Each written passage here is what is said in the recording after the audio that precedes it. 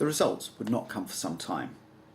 I can't remember now if it was a month or 6 weeks, but I knew I had to undergo radiotherapy and was asked if I was prepared to go on a clinical trial. All through my illness, I had sat in waiting rooms with men 20 years older than me. They were all unsure why I was there and were often disbelieving when I said I had Carmen as well. So I think the medical team were keen to use me for research. Chances are, if I survive Carmen, I'll be around for a lot longer to help with their investigations. The trial itself was to determine if radiotherapy is best administered straight away or only after PSA is raised. I just wanted it as soon as possible.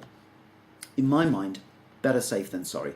I didn't like the idea that some small part of Carmen was lurking and finding a new way to increase.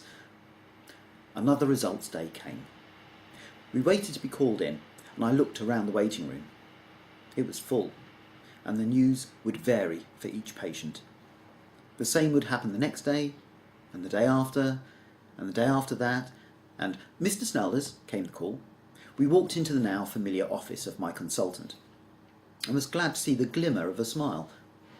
He then told me that my Carmen was worse than first thought. It had escaped the prostate, which is why they couldn't try nerve-saving surgery, and had increased the margins of the area to extract, hoping it had only got halfway. However, the cells could be found at the very edge of the margin and could still be inside. This would hopefully be eradicated with radiotherapy, but he was pleased to say that the PSA was now down to 0.26, still not favourable, but in the right direction. Once again, work on your delivery, Doc. It was like a bad version of Who Wants to Be a Millionaire. They should get Chris Tarrant in. We were introduced to the trials team, who trod on eggshells in case we were freaking out. The man who would be in charge told me to take my time about thinking things through, and that he realised it was all a lot to take in. I really wanted to do something stupid like fall to my knees, sobbing and pounding my chest, shouting, why me? But the poor guy looked as stressed as anyone you'd ever see, so I told them I was good to go. I would receive more frequent checks as part of the trial, which made me feel better. It would be equivalent to a Bentley service on a Ford Fiesta as far as I could ascertain. Now, alongside of getting Carmen to conga out of my body, it was the after effects this would have on me physically. I say physically and not mentally, because my strength of mind was growing with every joke, whether in good or bad taste. Now I knew Carmen was a long way from having my friends and relatives subjected to my farewell video. I was purely set on improving the quality of my extended life.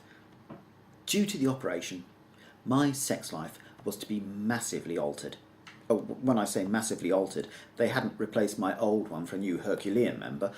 The changes were going to be how my erections would arise. This would be colossal. At my next meeting with the consultant, he again told me how pleased he was with my progress, asking about pain, peeing and my penis. It was all asked in such quick succession it caught me by surprise. And again, it drove home the extent they'd gone to rid me of my Carmen.